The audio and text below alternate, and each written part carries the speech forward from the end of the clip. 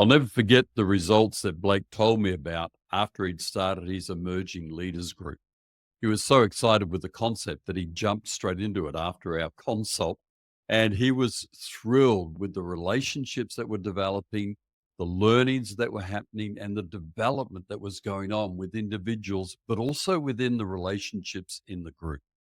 I want to give you the secret sauce to cultivating emerging leaders. It's time to get exclusive if you want to develop emerging leaders. Hi, John Finkelde here from Grow a Healthy Church. Welcome back to the Build a Leadership Pipeline series.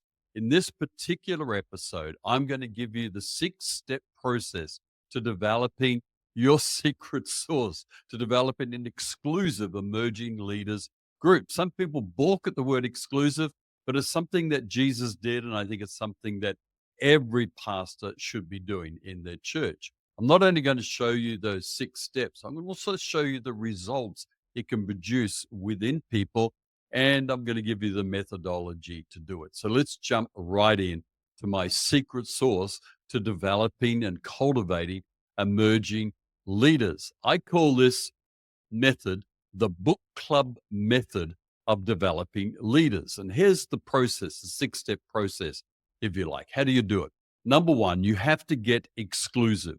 Remember when Jesus chose 12 and excluded thousands? Now God is completely inclusive. Everyone can come to the cross.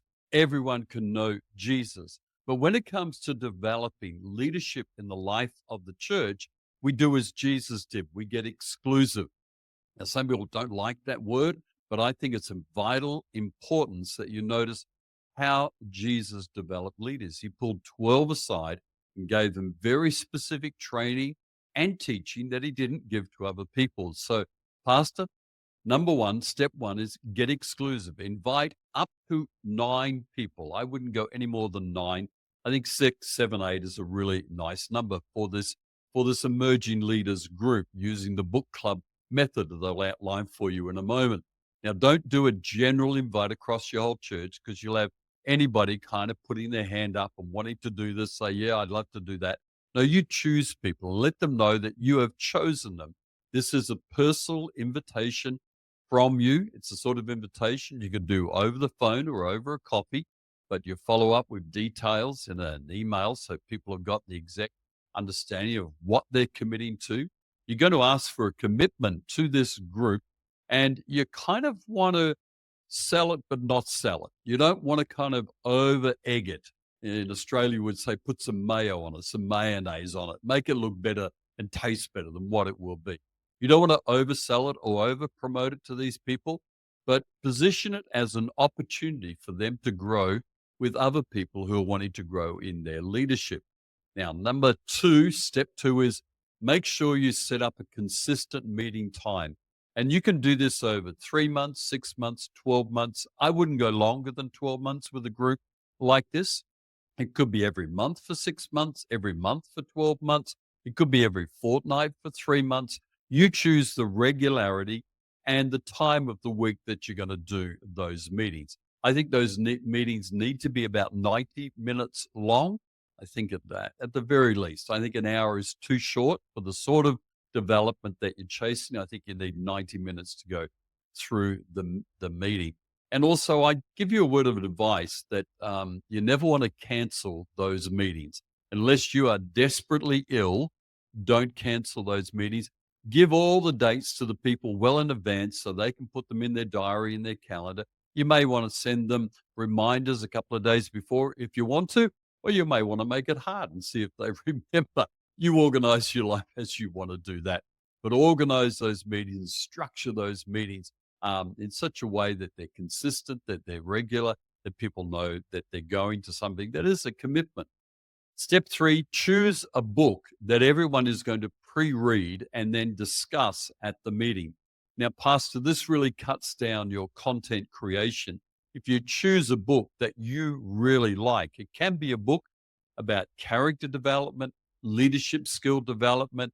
It can be a generic book, doesn't have to be a Christian book, but you choose the book that you really like and you think that the people who are going to be reading this book in the book club method, which is what I call it, They're going to read the content beforehand and then come and discuss it. You're going to give them a chapter or two to pre-read. You want people not coming to the meeting who haven't pre-read it. You want to pre-read it, and then you're going to open it up for discussions. And even if you can get a book that's already got questions after each chapter, that would be ideal. So your preparation again is lowered. I don't want to add another load to pastors. I want to make it easy as possible for you to do it, because it's more about what people do in that relational connection and the actions they take out of the reading than the actual book itself, to be honest. Step 4 is when you come together to the meeting, you're going to set up a real relational feel and vibe in the meeting.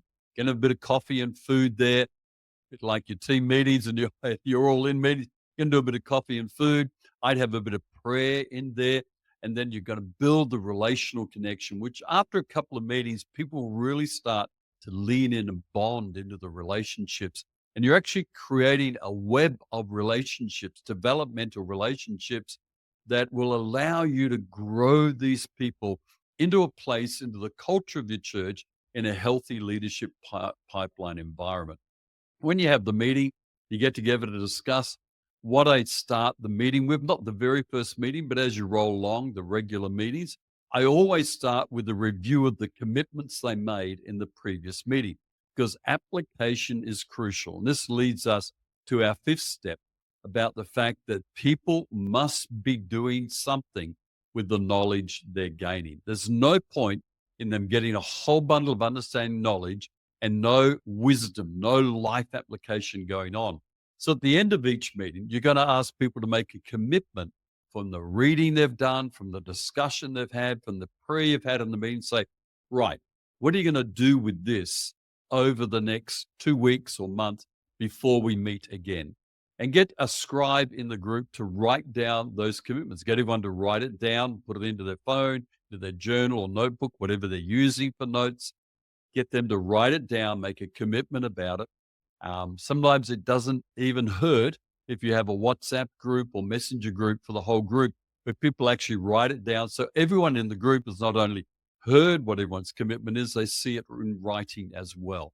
Then, of course, the next meeting, what are you going to start with? Well, you're going to have some coffee and food, maybe prayer, maybe a connection. How's everybody going? Right. Let's review all our commitments. How did we go? Now, this is a very soft peer group accountability structure that accelerates development, because we all have aspirations to develop and grow, don't we? It's a part of who we are as leaders.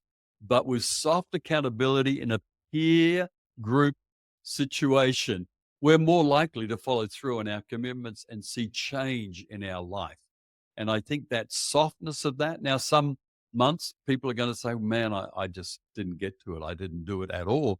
And you can be gracious, but if people do that like 3 meetings in a row, you know you've got someone here who is not able to actually complete assignments. So here's a little spin-off of this book club method, the secret sauce of cultivating emerging leaders that I've found, is that you really discover what's in people.